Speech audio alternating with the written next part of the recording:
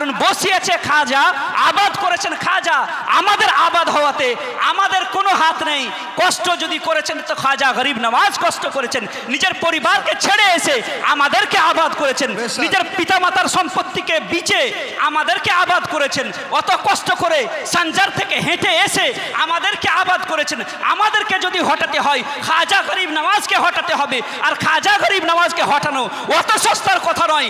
অনেক সম্রাট আসলো, অনেক সম্রাট গেল। আজ যদি যুগের মন্ত্রী এসে বলে ভারতের মুসলমানকে হটাবো, সে নিজে হটে যাবে ভারতের মুসলমানকে হটাতে পারবে। सैकड़ों बातों का रह रह के ख्याल आता है। मुअज़्ज़ज़ सामीन इकराम, আজকের এই মাহফিল কিসের জন্য অনুষ্ঠিত আমরা সকলেই অবগত যে ভারতের রাজা মহারাজা, ভারতের সম্রাট হযরত সৈয়দ শাহ খ্বাজা মুঈনুদ্দিন হাসান সঞ্জারি আলাইহি রহমত ওয়া রিদওয়ানের 813তম বার্ষিকী জালসা উপলক্ষে এই অনুষ্ঠান। আল্লাহ রব্বুল আলামিন আমাদের নেক উদ্দেশ্যকে যেন পূর্ণ করেন। আল্লাহ রব্বুল আলামিন হুজুর খাজা গরিব নওয়াজের ফয়জান যেন আমাদের দিলের মধ্যে জারি করেন। আমরা যেন হুজুর খ্বাজা মুঈনুদ্দিন হাসান সঞ্জারির বলা চলা পথে আমরা যেন চলতে পারি। সকলেই বলুন আল্লাহুম্মা আমিন। আল্লাহ রব্বুল আলামিন মহান রব, শরীকহীন উদাহরণবিহীন পরওয়ারদিগার, যার সমতুল্য সমকক্ষ নাই। তিনি একক, অনাদি, অনন্ত, অসীম, চিরন্তন, চিরঞ্জীবী, চিরস্থায়ী, সর্বাজ্ঞ, চিরতত্ত্বাবধায়ক ও সর্বশক্তিমান। তিনি জনক নন এবং জাতক নন এবং মুখাপেক্ষীয় নন। তিনি একমাত্র স্রষ্টা। সমগ্র জগৎ তারই সৃষ্টি। সমগ্র সৃষ্টির তিনি একমাত্র রব। রব শব্দটি আরবি ভাষায় 3টি শব্দে ব্যবহার হয়, 3টি অর্থে ব্যবহার হয়। মালিক, সরদার, পালনকারী। রবের সিফাত বা গুণাবলী চিরস্থায়ী, অনাদি, অনন্ত, অসীম। অর্থাৎ তিনি সর্বদা মালিক বা বাদশাহ। তার বাদশাহীর কোনো আদিবন্ত নাই। আবার সর্বদা তিনি মর্যাদাশীল, ক্ষমতাবান। তার ক্ষমতা বা আয়ত্তেই সমগ্র জাহান। আবার সর্বদা তিনি প্রতিপালনকারী। তার দয়াতেই সমগ্র সৃষ্টি জীবিত, সঞ্জীবিত, প্রতিপালিত, চলন্ত এবং জীবন্ত। কোনো সৃষ্টি তার বাদশাহীর আয়ত্তের বাইরে নয়, বা বাইরে যাওয়া অথবা জীবিত থাকাও সম্ভব নয়। কিন্তু সৃষ্টির সেরা মখলুক, সৃষ্টির সেরা মানুষ কখনো কখনো অহংকারে মত্ত হয়ে আল্লাহর রব্বিয়াতকে অস্বীকার করে নিজেকে, নিজ প্রবৃত্তিকে প্রভুত্বের আসনে বসিয়ে বা কোনো সৃষ্টিকে প্রভু করে আপন রবের, আসল মালিকের নাফরমানি করে নবী রসুলের কথা, আসমানি কিতাবের হুকুম তাদের নিকট হয় বেকার বা অকেজো। কখনো কখনো নিজেকে আসল মালিক বা বাদশাহ বা প্রভু বলে প্রকাশ করে। ইতিহাস পর্যালোচনা করলে দেখা যায় আল্লাহ তাবারক ওয়া তাআলা এরূপ অবাধ্য, অহংকারে মত্ত জাতিকে যুগে যুগে ধ্বংসে পরিণত করেছেন। উদাহরণস্বরূপ হজরতে নূহ আলাইহিস সালামের সময় সমগ্র পৃথিবীকে জলমগ্ন করে আদ, সামুদ, নমরুদ, ফেরাউন প্রভৃতি জাতির উপর আল্লাহ তাবারক ওয়া তাআলা গজব নাজিল করে শেষ করে দিয়েছেন, ধ্বংস করে দিয়েছেন। এর একমাত্র কারণ হচ্ছে আল্লাহর রব্বিয়াতকে অস্বীকার করা, আল্লাহকে অস্বীকার করা। আল্লাহ রব্বুল আলামিন এই পৃথিবীকে আবাদ করার জন্য মানব জাতিকে 2 শ্রেণীতে বিভক্ত করেছেন। একটার নাম হচ্ছে বিশ্বাসী, অপরটির নাম হচ্ছে অবিশ্বাসী। বিশ্বাসী আর অবিশ্বাসী মিলেই এই দুনিয়া কিয়ামত পর্যন্ত বিশ্বাসী অবিশ্বাসী মিলেই চলবে। অবিশ্বাস করে টিকে থাকা যায় না, বেঁচে থাকা যায় না, কিন্তু বিশ্বাস করে টিকে থাকা যায়, বেঁচে থাকা যায়। যেমন আল্লাহ রাব্বুল আলামিন পবিত্র কোরআনে বলেন, ইউমিনুনা বিল গায়ব, মুমিন তো তারাই যারা বিশ্বাস রাখে কিসের প্রতি? অদৃশ্যের প্রতি। যারা অদৃশ্যের প্রতি বিশ্বাস রাখে তারাই হলো মুমিন।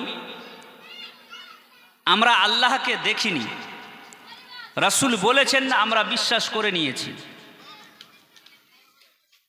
আমরা জান্নাত জাহান্নাম দেখিনি, রাসূল বলেছেন বিশ্বাস করে নিয়েছি। মুমিন তারাই যারা বিশ্বাস করে, বিশ্বাস করেই পৃথিবীর বুকে টিকে থাকা যায়।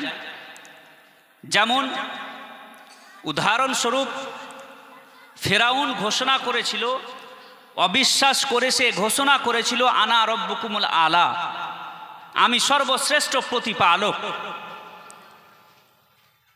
এ দম্ভ ভরেই সেই টিকে থাকতে পারত, এই সারা বিশ্বকে সে নিয়ন্ত্রণ করতে পারত। কিন্তু আল্লাহ রাব্বুল আলামিন একটি জলের চাপে তার এ বলে প্রাণ নিতেন না। আল্লাহ রাব্বুল আলামিনের গজবে সে এই বলে প্রাণ হারাতো না, আমানতু বিরব্বি মুসা ওয়া হারুন, আমি মুসা এবং হারুনের প্রতিপালকের প্রতি ঈমান আনলাম। ফেরাউন যদি বুঝতো যে জন্ম মৃত্যু তার হাতের মুঠোয় নেই, তরুলতা বৃক্ষরাজি সে সৃষ্টি করতে জানে না, বিভিন্ন স্বাদে গন্ধে আকৃতিতে সে নির্মাণ কাজ সম্পূর্ণ করতে জানে না, পানিকে বাষ্পে পরিণত করে মেঘমালায় সুশোভিত করার কৌশল জানে না, এক বিন্দু বীর্য বা মানি সৃষ্টি করে মানব তৈরির কারখানা গড়তে জানে না, তাহলে সে কিছুতেই বলতো না আমি সর্বশ্রেষ্ঠ প্রতিপালক। সে উপাস্য এবং আরাধনা করে হযরতে মুসা আলাইহিস সালামের মতো খ্যাতি অর্জন করত। তার দেহকেও আল্লাহ রাব্বুল আলামিন জন্ম জন্মান্তর পৃথিবীবাসীর জন্য নিদর্শন করে মিশরের মিউজিয়ামে রাখতেন না। তাহলে বোঝা গেল অবিশ্বাস করে কেউ টিকে নেই, টিকে থাকবে না। ফেরাউনের মতো একজন বিখ্যাত মানুষ টিকে নেই। আসুন নমরুদের দিকে আসি, নমরুদও টিকে নেই। নমরুদে ঘোষণা করেছিল আনা রব্বুকুমুল আলা, আমিও সর্বশ্রেষ্ঠ প্রতিপালক, আমিও খোদা। সাদ্দাদ, নমরুদ, ফেরাউন প্রভৃতি জাতি আজ শেষ হয়ে গেছে। আজকে ফেরাউনের নাম কেউ নেয় না, আজকে ফেরাউনের নাম লেনেওয়ালা পৃথিবীর বুকে কেউ বাকি নেই।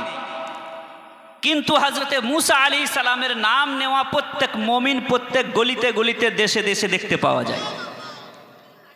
আজকে সাদ্দাদের নাম কেউ নেয় না, আজকে নমরুদের নাম কেউ নেয় না, কিন্তু হযরতে মুসা আলাইহিস সালামের নাম প্রত্যেক আশিকের জবানে জবানে দেখতে পাওয়া যায়। আজকে ইয়াজিদের নাম কেউ নেয় না, কিন্তু ইমাম আলী মাকাম ইমাম হোসেনের নাম প্রত্যেক মুসলমানের জবানে জবানে নেওয়া হয়, প্রত্যেক আশিকের জবানে জবানে নেওয়া হয়। আজকে জয়পাল যোগী আর পৃথ্বীরাজ চৌহানের নাম কেউ নেয় না, কিন্তু খাজা গরিব নওয়াজের নাম প্রত্যেক হিন্দুস্তানির জবানে জবানে নেওয়া হয়। আল্লাহু আকবার। তাহলে বোঝা গেল অবিশ্বাস করে পৃথিবীর বুকে কেউ টিকে নেই আর টিকে থাকবে না। বিশ্বাস করেই মানুষ জগতে টিকে থাকে, বেঁচে থাকে। যারাই যারাই বিশ্বাস করেছে তারাই তারাই পৃথিবীর বুকে অমর হয়ে প্রত্যেক মানুষের অন্তরে অন্তরে আজ বিরাজ করছে। তাহলে আমরা হলাম বিশ্বাসী দল। আমরা কোন দল? বিশ্বাসী দল। ইউমিনুনা বিল গায়ব, যারা অদৃশ্যের প্রতি ঈমান রাখে তারাই হলো মুমিন। আর যারা অদৃশ্যের প্রতি ঈমান রাখে না তারা মুমিন সম্পূর্ণ হতে পারে না। আল্লাহ রাব্বুল আলামিন পবিত্র কোরআনে ঘোষণা করলেন, ইয়া আইয়ুহাল্লাযীনা আমানুত্তাকুল্লাহ ওয়া কুনু মাআস সাদিকিন। প্রত্যেক জুমাতে আমরা এই বয়ান, এই আয়াতের ব্যাখ্যা ও বিশ্লেষণ শুনে থাকি। ইয়া আইয়ুহাল্লাযীনা আমানুত্তাকুল্লাহ ওয়া কুনু মাআস সাদিকিন, হে ঈমানদার ব্যক্তিগণ তোমরা আল্লাহকে ভয় করো, ওয়া কুনু মাআস সাদিকিন, এবং সত্যবাদীদের সঙ্গ লাভ করো। যদিও বা খুব সিম্পল এটা, কিন্তু এতে আল্লাহ রাব্বুল আলামিন বড় বড় তিনটি জিনিসের হুকুম দিয়েছেন।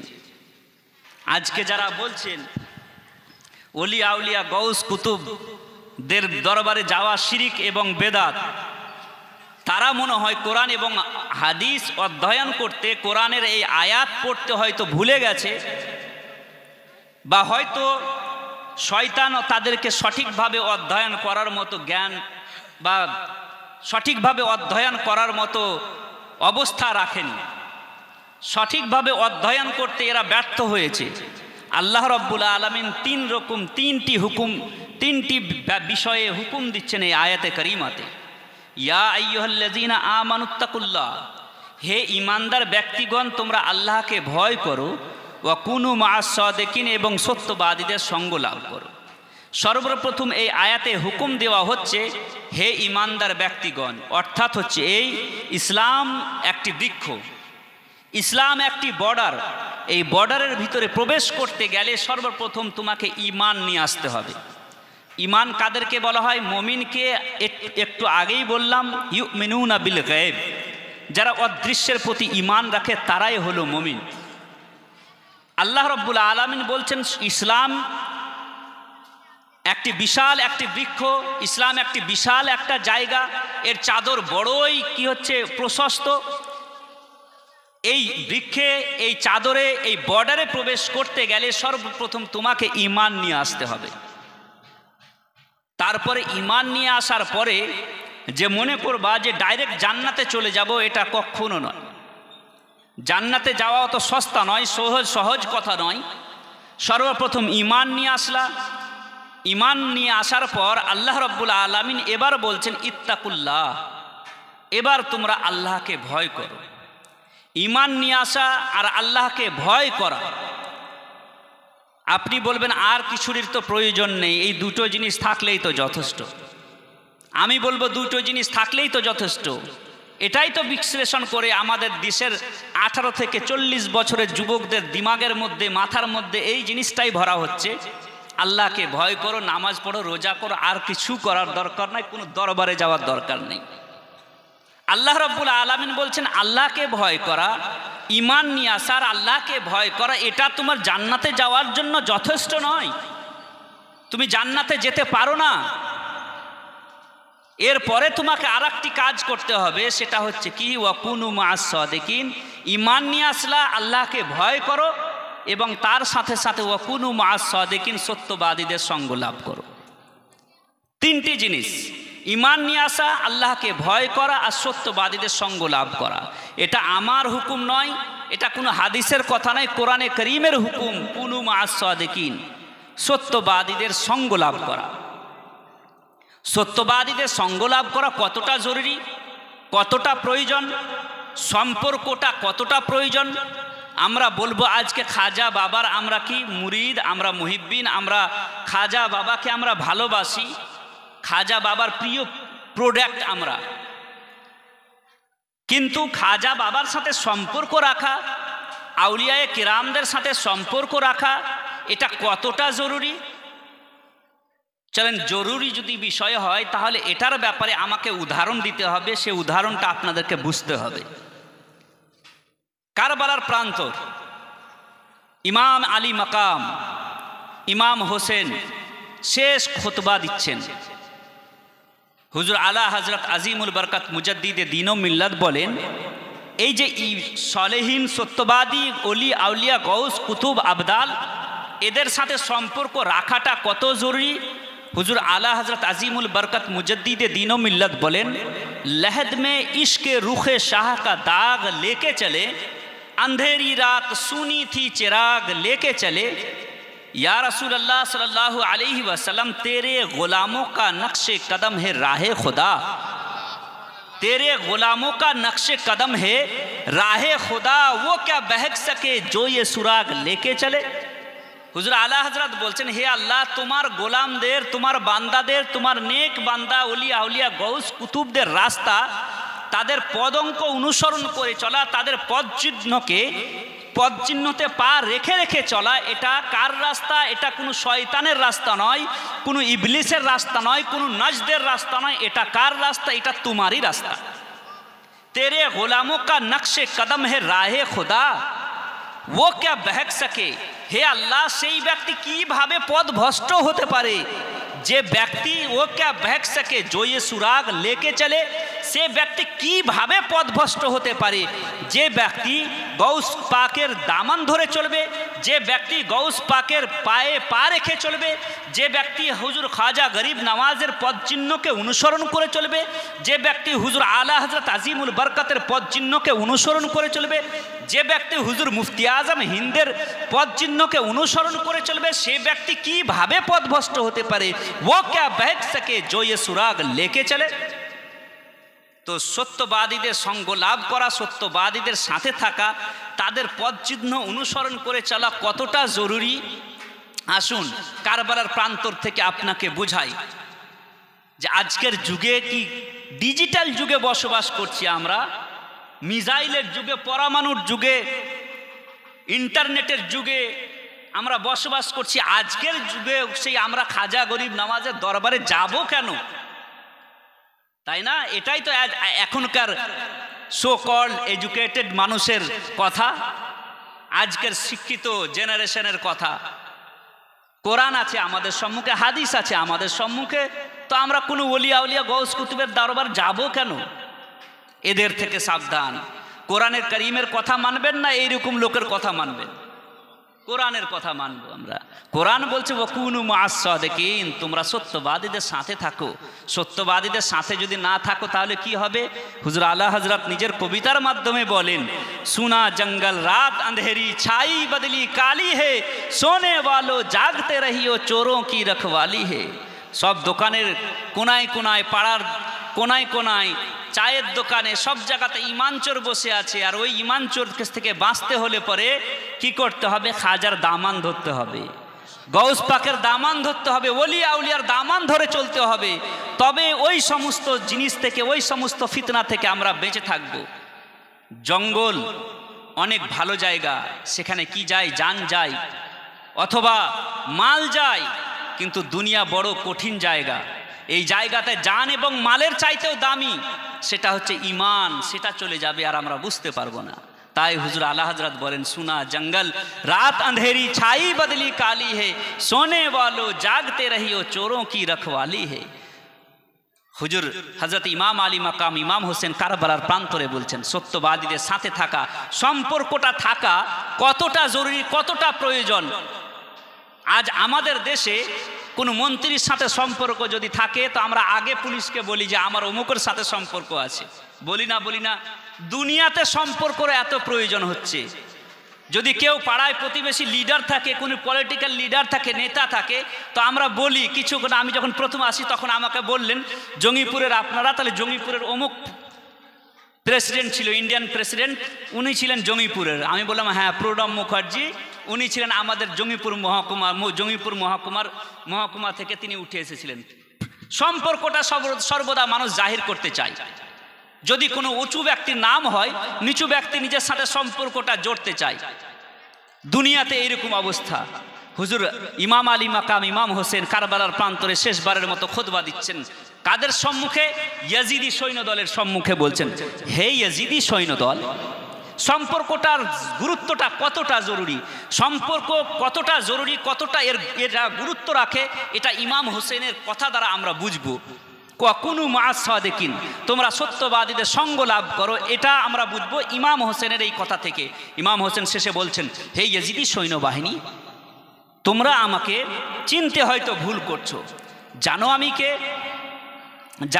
কে? ইমাম হোসেন এখানে নামাজ, রোজা, হজ, জাকাতের কথা বলছেন না। ইমাম হোসেন বলছেন, হে ইয়াজিদি সৈন্যবাহিনী, জানো আমি কে?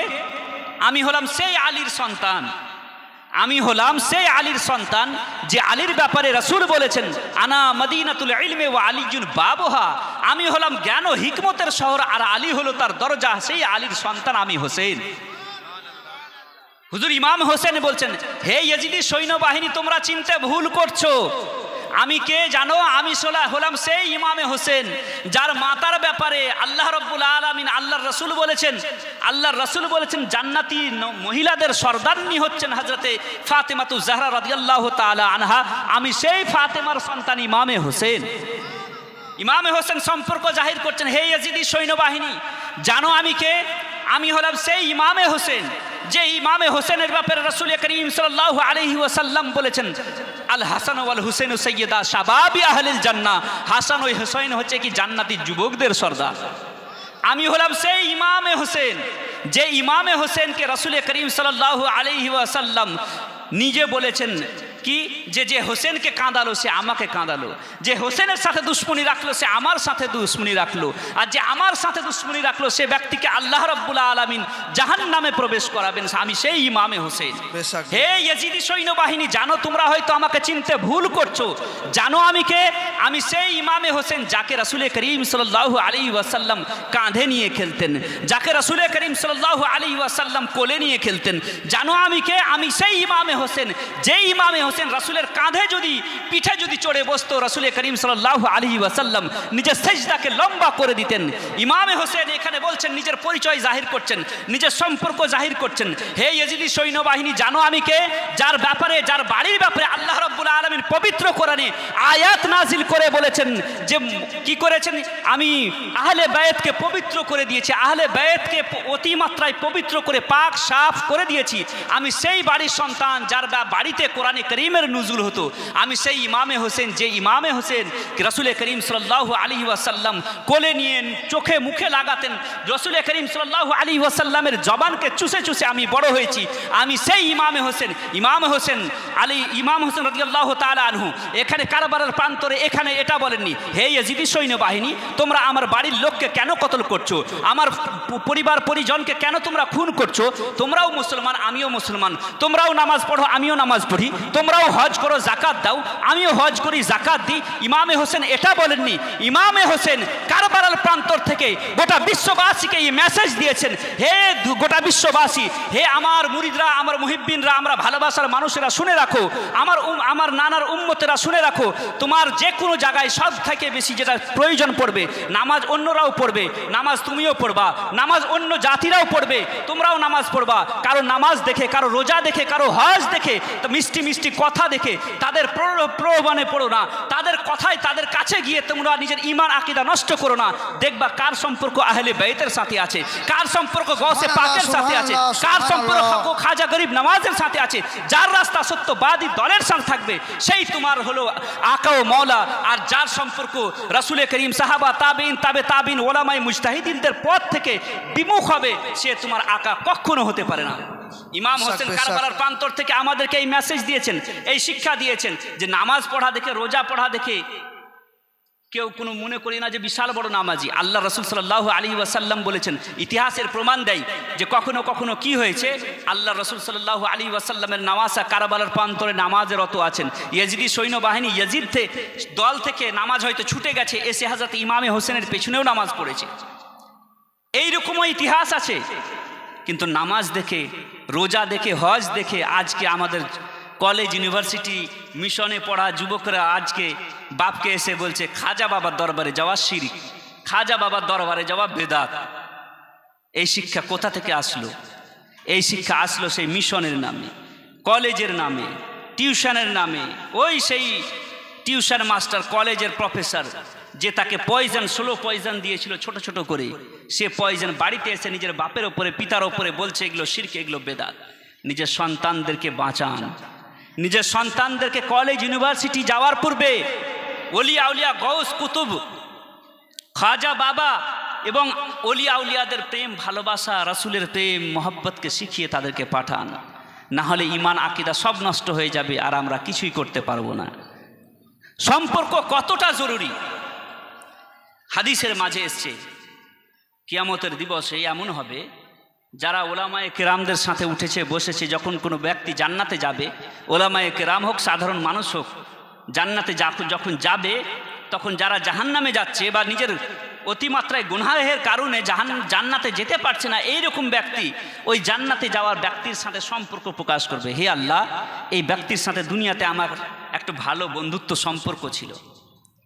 কিয়ামতের দিবসে দুনিয়া আখেরাত দুনিয়ার বিশেষ বিশেষ জায়গায় সম্পর্ক কাজে দেয়।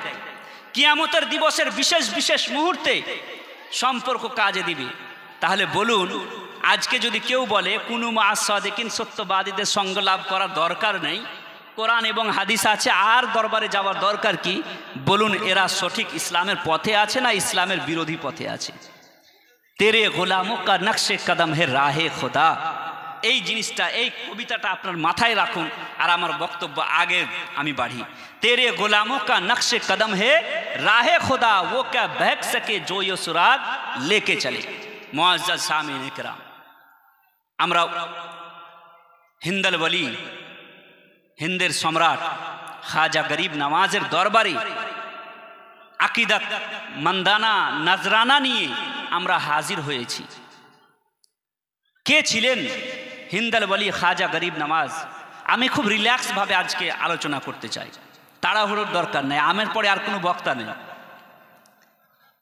কে ছিলেন খাজা গরিব নওয়াজ? কি ছিল তার তালিমাত? কি ছিল তার শিক্ষা? কি নিয়ে এসেছিলেন হিন্দল ওলি খাজা গরিব নওয়াজ? হজরতে হিন্দল ওলি খাজা গরিব নওয়াজের ব্যাপারে ঐতিহাসিকগণ, মুআররিখিনগণ যেটা লেখেন সেটা হচ্ছে এই যে হুজুর খাজা গরিব নওয়াজ 536 খ্রিস্টাব্দে 536 হিজরিতে সানজার শহরে জন্মগ্রহণ করেন। তিনার পিতা 14 বছর বয়স তখন তিনার পিতাকে হারান। 2-1 বছর পর মাতাকে হারান।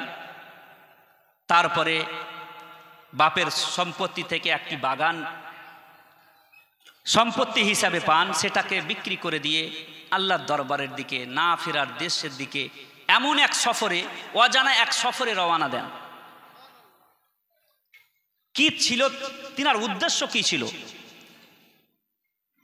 সর্বপ্রথম তো সেই জায়গায় আপনাদেরকে নিয়ে যাব যে জায়গায় হুজুর খাজা গরিব নওয়াজ প্রথম উনার বাগানে যখন এক বুজরুগ ব্যক্তি হাজির হন, ওনার দরবারে একটি ফলের টুকরা নিয়ে এসে হাজির করেন। ফলের টুকরা, একটি ফলের ঝুড়ি নিয়ে এসে দেন। খাজা গরিব নওয়াজের দিকে, এক 15-16 বছরের নওজওয়ানের চেহারার দিকে যখন সেই বুজরুগ দেখেন, যখন তিনার পেশানির মধ্যে বেলায়াতের ঝলক দেখতে পান, তখনই সেই বুজরুগ ব্যক্তি হুজুর খাজা গরিব নওয়াজকে, সেই হাসান সানজারিকে একটি জিনিস দেন মুখের মধ্যে চিবানোর জন্য।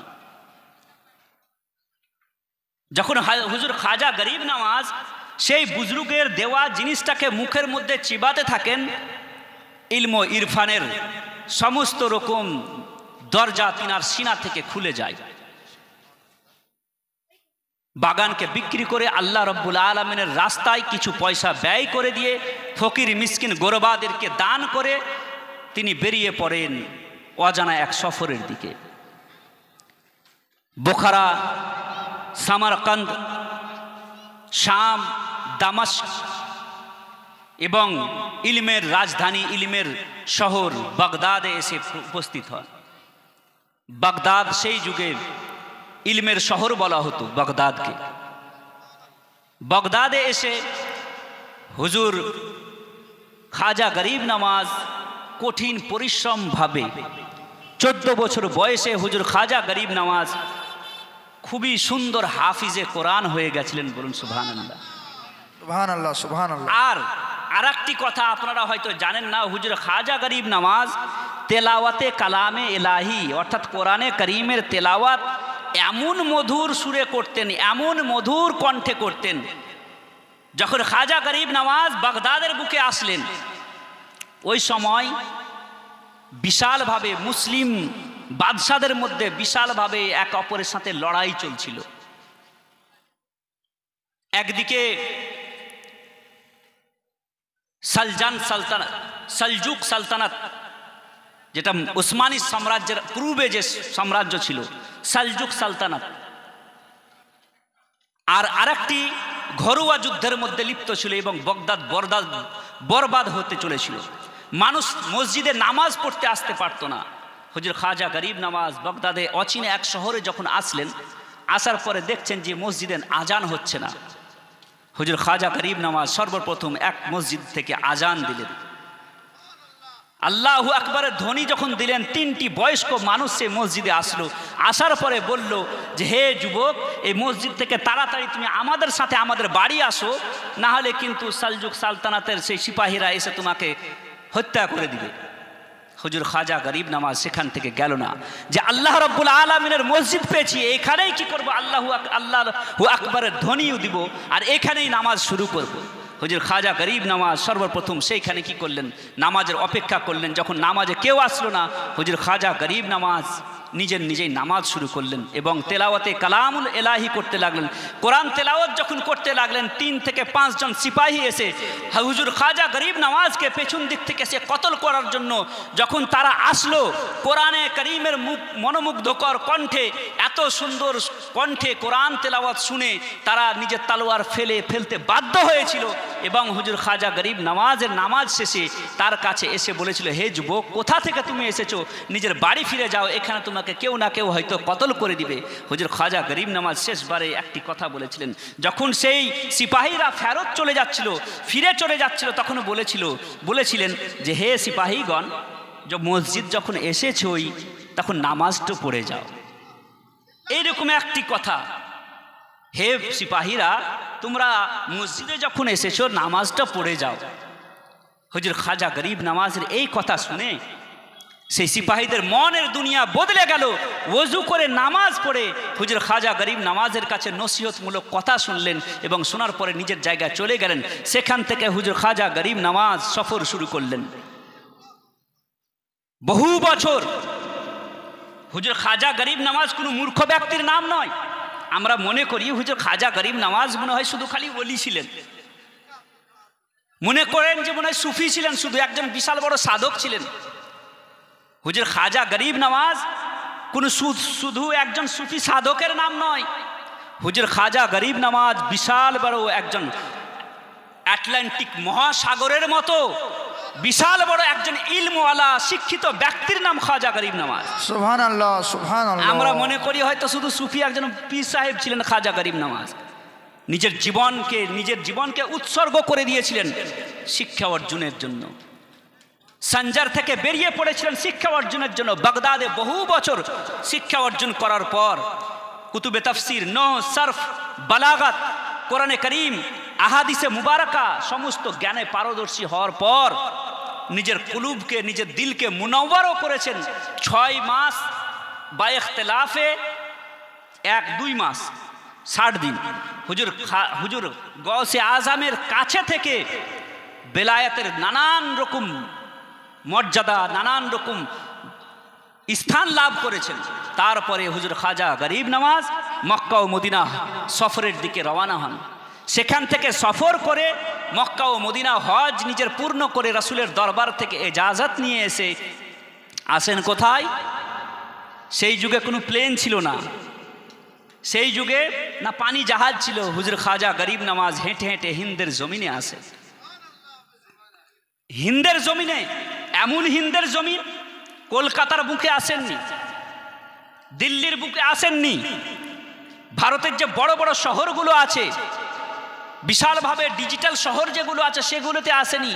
পিছিয়ে পড়া এলাকা, যেখানে আজ পর্যন্ত রাজস্থান এমন একটি জায়গা, আজও আমাদের কলকাতা থেকে কম করে 20 বছর পিছিয়ে আছে রাজস্থান।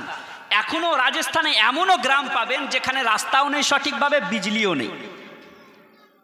800 বছর পূর্বে হুজুর খাজা গরিব নওয়াজ এমন এক জায়গায় আসছেন যেখানে 800 বছর আগে কিছুই ছিল না।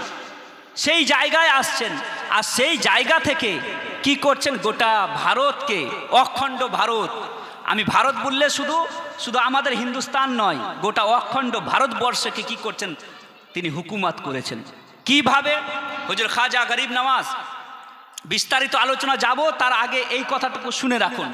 ভারতের মুসলমান, বিশেষ করে খাজা গরিব নওয়াজ সর্বপ্রথম যখন হিন্দের বুকে আসলেন, হিন্দের বুকে আসার পর এক জায়গাতে কি করলেন? হুজুর খাজা গরিব নওয়াজ সাথে কি নিয়ে এসেছিলেন? কোনো পরমাণু বোমা নিয়ে এসেছিলেন? মাযাল্লাহ না। কোন হাতিয়ার নিয়ে এসেছিলেন না, তীর ও তলোয়ার নিয়ে এসেছিলেন না, কিছুই নিয়ে আসেননি। কি নিয়ে এসেছিলেন? রুশদ ও হেদায়াত। রুশদ ও হেদায়াতের পুঁটলি নিয়ে খাজা গরিব নওয়াজ রাজস্থানের বুকে এসে আজমিরের এক জায়গায় এসে কি করলেন? বসে পড়লেন। সে পুঁটলি, রুশদ ও হেদায়াতের পুঁটলিকে বিছিয়ে বসে পড়লেন। একজন ব্যক্তি এসে বলছেন, মহারাজ, দেখে তো মনে হয় না যে এই দেশের তোমার বেশভূষা আলাদা, তোমার পোশাক আলাদা, তোমার সংস্কৃতি আলাদা, তোমার তেহজিব আলাদা, তোমার কালচার আলাদা। মহারাজ, তোমাকে দেখে মনে হয় না তুমি এই দেশের। বাবা, তুমি কোথা থেকে এসছো? কি নিয়ে এসছো? এমন এক জায়গায় এসে পড়লেন যে জায়গার তেহজিব আলাদা, সংস্কৃতি আলাদা, তামাদ্দুন আলাদা, কালচার আলাদা, সব কিছু আলাদা। কোথায় সানজার আর কোথায় হিন্দুস্তান? হিন্দুস্তানে আসার পর সেই ব্যক্তি এসে বলছে, বাবা, তুমি ভুল জায়গায় বসে গেছো। আর এমন জায়গায় আসছেন যে জায়গায় এমন রাজার রাজত্বে আসলেন, যে রাজার রাজত্ব, এমন রাজার দরবারে, এমন রাজার রাজত্বে যে রাজা ছিল কি জালিম, যে রাজার প্রজারা সে রাজা থেকে বড় কি ছিল? ভয়ে ছিল, জুলুমে ছিল, অত্যাচারে ছিল। ওই রকম রাজার রাজত্বতে আসলেন। সে ব্যক্তি চেহারা দেখে, বেশভূষা দেখে এসে হাত জোড় করে বলছেন, বাবা মহারাজ, আপনি দেখে তো মনে হয় না যে এই দেশের, এ কোথা আমাদের এখানকার, কোথাও অন্য জায়গা থেকে এসেছেন। তো যেই জায়গায় মহারাজ আপনি বসেছেন, চেহারা দেখে দেখুন কেমন মানুষ ছিল সেই যুগের। চেহারা দেখে আদব করতে লেগেছে। সেই ব্যক্তি কোনো অন্য নয়, একজন রাখাল, উটের রাখাল। চেহারা দেখে আদবের সাথে বলছে, মহারাজ। আর আজকে কিছু ব্যক্তি 800 বছর ধরে গোটা হিন্দুস্তানকে ফাইজিয়াব করার পরেও বলছে যে খাজার দরবার কিছু নাই। চিন্তা করুন, একজন রাখালের চাইতেও বেশি এরা মূর্খ নয় বলে। আজকে 800 বছর গোটা দুনিয়া, গোটা ভারতবর্ষ যার দরবার থেকে ফাইজিয়াব হচ্ছে, কত রাজা আসলো, কত রাজা গেল, কত সম্রাট আসলো, কত সম্রাট গেল, কত প্রধানমন্ত্রী আসলো, কত প্রধানমন্ত্রী গেল। কিন্তু যে রাজা মহারাজা, হিন্দের খাজা যেখানে ছিল সেইখানেই আছে। আর যেরকম ভাবে আজ থেকে প্রায় 800 বছর পূর্বে যেরকম ফাইজিয়াব করেছেন, এখন পর্যন্ত ফাইজিয়াব করছেন। সুবহানাল্লাহ, সুবহানাল্লাহ। খাজার দরবারে এসে আদবের সহকারে বলছেন, বলছে সেই রাখাল, এই যে জায়গাটা আছে, এই জায়গা থেকে উঠে একটু বসে যান অন্য জায়গায়। এই জায়গাতে রাজার উট বসে। হাজর খাজা গরিব নওয়াজ কি করলেন? উঠে পড়লেন আর বললেন যে আচ্ছা, এই জায়গায় রাজার উট বসে, তো লেও কোন উটটা বসে এখানে? তো অমুক উটটা এখানে বসে। আচ্ছা, এই উট এখানে বসে যাও, আমি ওই দিকে বসছি। হুজুর খাজা গরিব নওয়াজ উঠে অন্য জায়গায় বসে গেলেন। চিন্তা করুন, সন্ধ্যাবেলায় সেই রাখাল, উটের রাখাল এসে সব উটকে কি করলো? উঠিয়ে নিয়ে নিজের সাথে নিয়ে যাচ্ছে। কিন্তু সব উট উঠে গেল, একটা উট উঠছে না। একটা উঠছে না, লাত মারা হচ্ছে, লাঠি মারা হচ্ছে, কিন্তু সেই উটটা উঠছে না। সেই ব্যক্তি মনে মনে ভাবছে, যদি আমি রাজাকে গিয়ে বলি যে আজকে উট উঠছে না, তাহলে কি হবে? রাজা একটা উট কম হলে পরে হয়তো আমাকে শাস্তি দিতে পারে।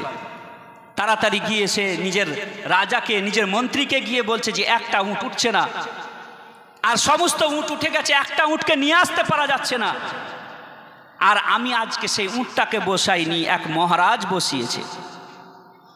আপনি যদি তাসাউরের দুনিয়ায়, কল্পনার জগতে সেই উটটাকে জিজ্ঞাসা করেন, হে উট, তুমি কেন উঠলে না? প্রতিদিন তো উঠে যাও, আজকে লাত মারা হলো, আজকে লাঠি মারা হলো, তবুও কেন উঠলে না? তো সেই উট আপনাকে জবাব দিবে যে প্রতিদিন বসতাম সেই রাখালের কথাতে বসতাম, উঠতাম রাখালের কথাতে উঠতাম। আজকে যিনি বসিয়েছেন সে ছিল খাজা গরিব নওয়াজ। উঠবো তো খাজার কথাতে উঠবো। তাকবীর, নারে রিসালাত, উলামায়ে আহলে সুন্নাতুল জামাত, মাসলাকে আলা হযরত, জিন্দাবাদ। নারে তাকবীর, নারে হায়দারি। হে ভারতের মুসলমান, যাকে খাজা বসায় তাকে কেউ উঠাতে পারে না। যুগের সম্রাটরা অনেক চেষ্টা করেছে, রাজ্যের সম্রাট বাদশাহ সুলতানরা অনেক চেষ্টা করেছে, কিন্তু খাজা যাকে বসাবে তাকে কোনো মায়ের লাল উঠাতে পারবে না। তো হে ভারতের মুসলমান, আমাদেরকে আমরা নিজে থেকে এখানে আবাদ হইনি। খাজা উটকে বসালে উট উঠে না।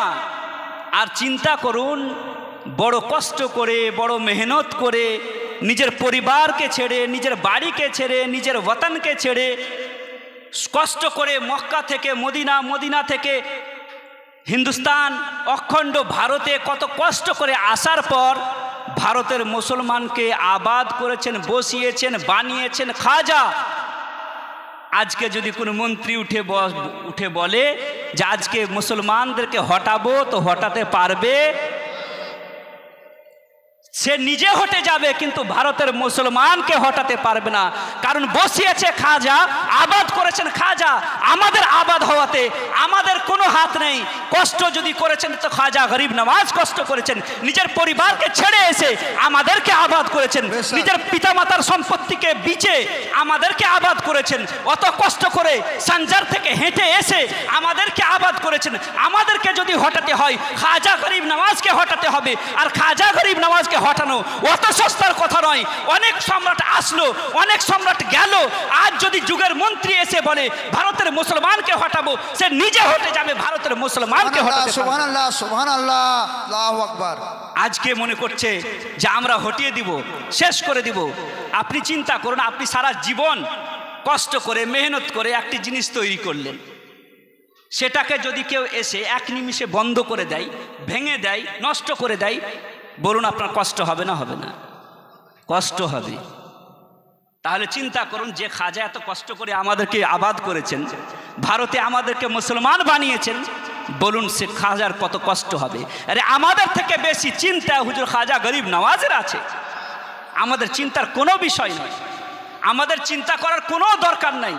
কারণ আমাদের আকা ও মওলা, আমাদের সম্রাট আমাদের থেকে বেশি চিন্তিত আমাদের জন্য।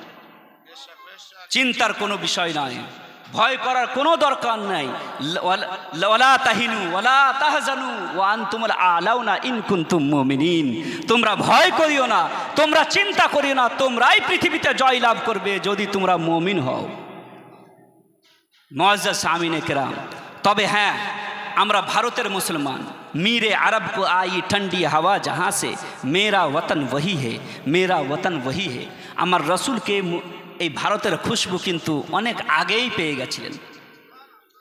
আমরা ভারতীয় মুসলমান, আমরা বড় গর্বিত যে আমরা ভারতীয় নাগরিক, আমরা ভারতবাসী। এই জন্য আমরা বড়ই গর্বিত। আমরা কোনো অন্য কারো প্রজা নয়, আমরা খাজা মহারাজার প্রজা। তো আমরা ভারতীয় হওয়ার কারণে আমাদের কাছে দুইটি জিনিস থাকা দরকার এবং থাকতে হবে, তবে আমাদের অস্তিত্ব থাকবে, নচেত আমাদের অস্তিত্ব থাকবে না। দুইটি জিনিস। সর্বপ্রথম, আমি অন্যদিকে যাচ্ছি না, আমরা বুজুর্গানে দিনের কষ্ট, মেহনতে, পরিশ্রমে গড়ে ওঠা আমরা মুসলমান, ভারতীয় মুসলমান। এই মেহনত আমাদের হাত থেকে যেন না যায়। সর্বপ্রথম তো আমাদেরকে বুজুর্গানে দিনের ফয়েজ আমাদেরকে পেতে হবে। বুজুর্গানে দিনের দরবার থেকে, দরবারের সাথে আমাদেরকে ইশক লাগিয়ে রাখতে হবে, ইশক করতে হবে, মোহাব্বত করতে হবে। বুজুর্গানের দিনের দরবার থেকে নিজেকে বিচ্ছিন্ন করলে হবে না, তাদের ফয়জান থেকে নিজেকে বিরতি রাখলে হবে না, তাদের ফয়জান সর্বদা নিতে হবে। দ্বিতীয়ত তাদের ফয়জান, আর দ্বিতীয়ত হচ্ছে কি ভারতের সংবিধান। ভারতের সংবিধানকেও আমাদেরকে মানতে হবে। ইন্ডিয়ান অ্যাক্ট, ইন্ডিয়ান কনস্টিটিউশন আমাদেরকে মানতে হবে। এই দুইটি জিনিসকে আমাদেরকে নিয়ে চলতে হবে। সংবিধান কারো বাপের নয়, ভারতের মানুষের সংবিধান। এই সংবিধানের প্রতি আমাদেরকে বিশ্বাস রাখতে হবে, এই সংবিধানের প্রতি সঠিকভাবে কাজ করতে হবে, আমল করতে হবে। তো ভারতীয় হওয়াতে আমাদের কি এই ভারতে জন্মগ্রহণ যখন করেছি, এই ভারতেই থাকবো, এই ভারতেই মরব। আর ভারতীয় হওয়াতে আমাদের বিশাল বড় আমরা গর্বিত। কেন গর্বিত? কেন আমরা ভারতীয় হওয়াতে গর্বিত? কেন আমরা অহংকার বোধ করি? এটা তেহাদিসের নিয়ামত, মানে আল্লাহর দরবারে শুকরিয়া আদায় করে বলি যে আমরা ভারতীয় হওয়ার জন্য আমরা বড়ই গর্বিত। পৃথিবীর বুকে সবচাইতে বেশি দামি জিনিস আমরা যেটা মনে করি, সবচাইতে বেশি আমাদের নজরে মার্কাজে আকিদাত যেটা, সেটা হচ্ছে কি মক্কা এবং মদিনা। আমাদের নজরে সবচাইতে বেশি মক্কা এবং মদিনা হচ্ছে আমাদের কাছে সবচাইতে বেশি নিজের জানের থেকেও প্রিয়। মক্কা ও মদিনা, আমরা কোনো দেশকে ভালোবাসি না, আমরা ভালোবাসি ভারতকে। মেরা ভারত মহান লেখা থেকে টেনে দেখতে পান না? আমাদের ভারত বিশাল মহান ভারত, অখণ্ড ভারত। ভারতকে ভালোবাসি কেন? কোনো দেশকে ভালোবাসি না, আমরা ভারতকে ভালোবাসি। সৌদিকে আমরা ভালোবাসি না। আমরা হারামে কাবা, যেটা হারাম শরীফ কাবার, সেইখানকে আমরা ভালোবাসি। আর হারামে মদিনাকে আমরা ভালোবাসি। সৌদির সাথে আমাদের কোনো সম্পর্ক নাই। হারামে কাবা, যেখানে কাবা আছে হারাম শরীফ, সেটার সাথে আমাদের সম্পর্ক। আর যেখানে হারামে মদিনা আছে সেটার সাথে আমাদের সম্পর্ক, অন্য কোনো জায়গার সাথে সম্পর্ক নাই। হারামে কাবা এবং হারামে মদিনার পরে সবচাইতে বেশি আমাদের ভালোবাসার জায়গা হচ্ছে এই ভারত মহান, খাজার হিন্দুস্তান। কেন ভালোবাসবো, কেন ভালোবাসি? চলুন ভালোবাসার জিনিস আপনাদেরকে শোনাই, শুনুন তাহলে। আল্লাহ রাব্বুল আলামিন সর্বপ্রথম হযরত আদম আলাইহিস সালামকে সৃষ্টি করলেন। সৃষ্টি করার পর রুহে আদমকে হযরত আদম আলাইহিস সালামের শরীরের মধ্যে দিলেন। রূহ ফিরে আসলো। হে আল্লাহ, আদমের ঘর বড়ই অন্ধকার, থাকতে পারছি না। আল্লাহ রাব্বুল আলামিন জিজ্ঞাসা করলেন, যখন রূহ জবাব দিল, হে আল্লাহ, বড়ই অন্ধকার, আর পারছি না থাকতে। আল্লাহ রাব্বুল আলামিন ওই নূর, যে নূরটা আল্লাহ রাব্বুল আলামিনের কুরবে খাসে রাখা ছিল, যে নূর থেকে আল্লাহ রাব্বুল আলামিন লৌহ কলম সৃষ্টি করেছিলেন, আসমান জমিন সৃষ্টি করেছিলেন, জান্নাত জাহান্নামকে সৃষ্টি করেছিলেন, গোটা জগৎকে আল্লাহ রাব্বুল আলামিন যে নূর, খাস নূর দ্বারা সৃষ্টি করেছিলেন, সে নূরের এক ঝলক পেশানি আদম, হযরত আদম আলাইহিস সালামের পেশানি কপাল মুবারকের মধ্যে দেয়া হলো। সুবহানাল্লাহ। হযরত আদম আলাইহিস সালামের পেশানিতে কপাল মুবারকে যখন সেই নূর দেওয়া হলো, তারপরে রূহকে যখন ঢোকানো হলো, রূহ বলতে লাগলো যে হে আল্লাহ, এবার থাকতে পারছি। হযরত আদম আলাইহিস সালামকে আল্লাহ রাব্বুল আলামিন কোন এক ইজতিহাদি খাতা, উলামায়ে কেরাম বলেন, সে ইজতিহাদি খাতার কারণে, লগজিশের কারণে, তাসামুর কারণে আল্লাহ রাব্বুল আলামিন দুনিয়ার মধ্যে প্রেরণ করলেন। দুনিয়ার মধ্যে প্রেরণ করলেন আল্লাহ রাব্বুল আলামিন সর্বপ্রথম যে জায়গাতে হযরতে আদম আলাইহিস সালামকে পাঠালেন এবং প্রেরণ করলেন, নাজিল করলেন, সেই জায়গাটা কোথায় ছিল? সেই জায়গাটা ছিল আমার ভারত মহান, এই অখণ্ড ভারত ছিল। আমার প্রশ্ন এখানে একটা, যে হযরতে আদম আলাইহিস সালাম জান্নাত থেকে, আসমানি দুনিয়া থেকে যখন পৃথিবীর বুকে যখন পদার্পণ করলেন, পৃথিবীর বুকে যখন আগমন ঘটলো, পৃথিবীর বুকে যখন আসলেন, তখন সেই জায়গাটা ছিল অন্য কোথাও নয়, সেই জায়গাটা ছিল ভারতের জায়গা, অখণ্ড ভারত। সেই ভারত ছিল, সেটা শ্রীলঙ্কার যেটাই হোক না কেন, সব শ্রীলঙ্কা, ভুটান, ভারত, পাকিস্তান, বাংলাদেশ সব একটাই ভারত, অখণ্ড ভারত। সেই জায়গাতে হযরত আদম আলাইহিস সালাম আসলেন। আর বলুন, হযরত আদম আলাইহিস সালাম যে এসেছিলেন, একা এসেছিলেন না সাথে কেউ ছিলেন? সাথে হযরত আদম আলাইহিস সালাম শুধু একাই আসেননি। আদম আলাইহিস সালামের সেই কপাল মুবারকে, পেশানি মুবারকে যে নূরে মুহাম্মাদির ঝলক ছিল, সে নূরে মুহাম্মাদির ঝলকও হযরত আদম আলাইহিস সালামের সাথে এই হিন্দের জমিতে, ভারতের জমিনে এসেছিল। সুবহানাল্লাহ। আল্লাহ রাব্বুল আলামিনের রাসূলের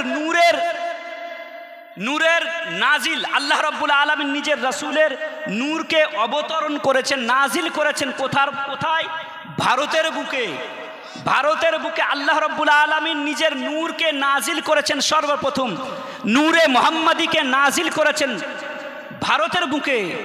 আর আল্লাহ রাব্বুল আলামিন নিজের রাসূলের নূরকে প্রকাশ করেছেন মক্কা এবং হেরা গুহা থেকে।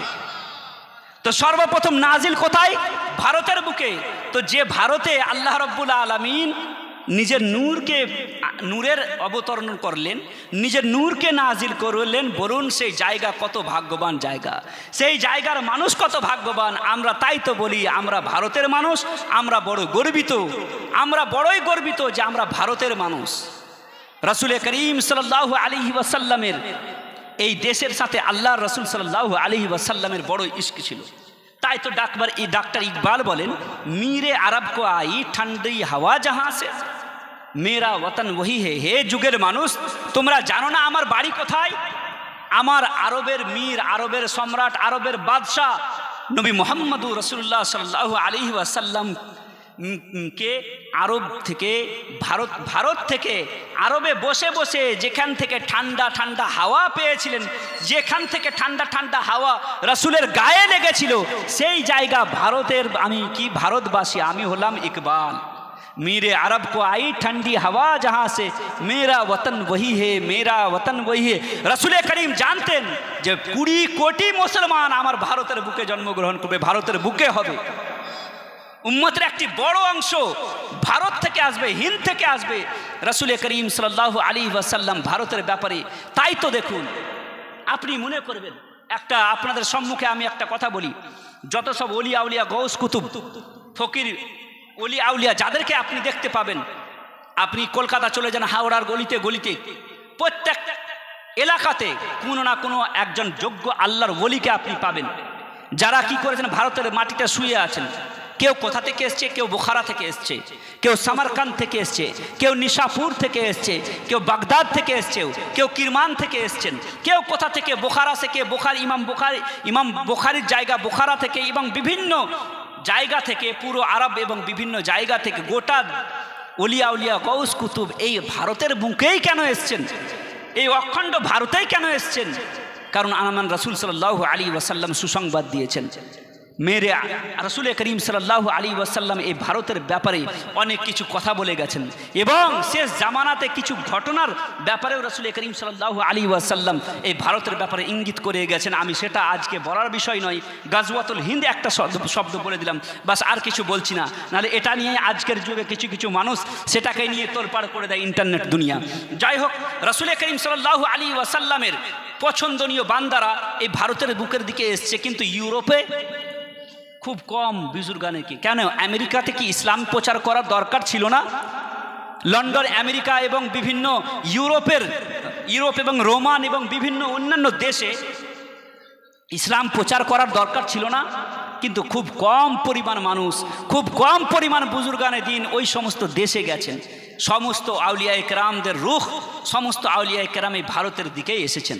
কারণ হচ্ছে এই ভারত হচ্ছে কি আল্লাহ রব্বুল আলামিনের রাসূলের নূরের কি হচ্ছে প্রকাশ হয়েছে, নূরের অবতরণ হয়েছে এই ভারতে, আর নূরের প্রকাশ হয়েছে মক্কা এবং মদিনা থেকে। তাই এই ভারতের সাথে সমস্ত আউলিয়ায়ে কেরামদের একটি ভালোবাসা আছে, যার কারণে ভারতের বুকের দিকে, ভারতের দিকে সবাই রওনা হয়েছেন।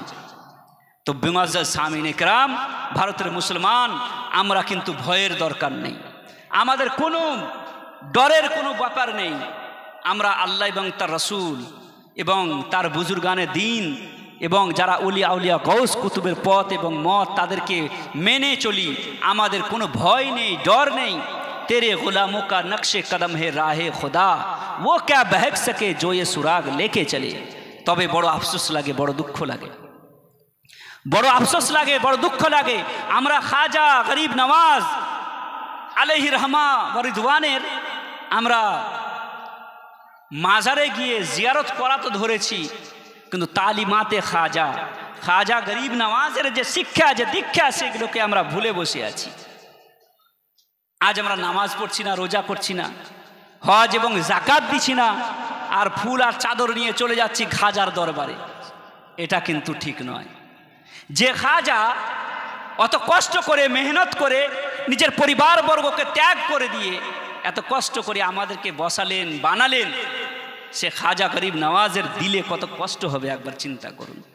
যখন দেখবেন যে আমার ভক্তরা ওইদিকে মসজিদে নামাজ হচ্ছে আর আমার দরবারে ফুল নিয়ে আর চাদর নিয়ে হাজির, ওইদিকে মুয়াজ্জিন হাইয়া আলাস সালাহ হাইয়া আলাল ফালাহ বলছে আর আমার দরবারে চাদর নিয়ে এসে হাজির হয়ে গেছে, বলুন সে খাজা গরিব নওয়াজের দিলে কত কষ্ট হবে। মনে কত কষ্ট হবে, তিনার আত্মা কত কষ্ট পাবেন। খাজা গরিব নওয়াজের ভক্ত তখনই আমরা সঠিকভাবে হব যখন আমরা যেটা খাজা গরিব নওয়াজ যেটা চান সেটা নিয়ে যাব। কারো বাড়ি যদি আমরা যাই, আত্মীয়র বাড়ি, তো নিজের হাতে আমরা কি নিয়ে যাই? মিষ্টি নিয়ে যাই, ফল ফ্রুট নিয়ে যাই। কিন্তু যদি কোনো দিন কারো বাড়ি যায়, কোনো আত্মীয়র বাড়ি, আর তার পছন্দের জিনিসগুলো কিনে কিনে নিয়ে যায়, তো সে বেশি খুশি হবে যে আজকে আমার বাড়ি এসেছে আমার বন্ধু বা আমার যাই হোক আমার পছন্দের জিনিস নিয়ে এসেছে, তো বাড়িওয়ালা অনেক খুশি হবে। ওই রকম যদি আমরা খাজা গরিব নওয়াজের দরবারে আমরা যাচ্ছি কিন্তু আমরা কখনো কখনো ফয়েজ পাচ্ছি না। खाजा वो हिंद है दरबार है आला तेरा, खाजा हिंद वो दरबार है आला तेरा, ऊंचे ऊंचों के सरों से है कदम आला तेरा। হুজুর খাজা গরিব নওয়াজের দরবারে যাচ্ছি আর ফয়েজ পাচ্ছি না, যেমন গেলাম তেমন চলে আসলাম, দিলের দুনিয়া পরিবর্তন হচ্ছে না।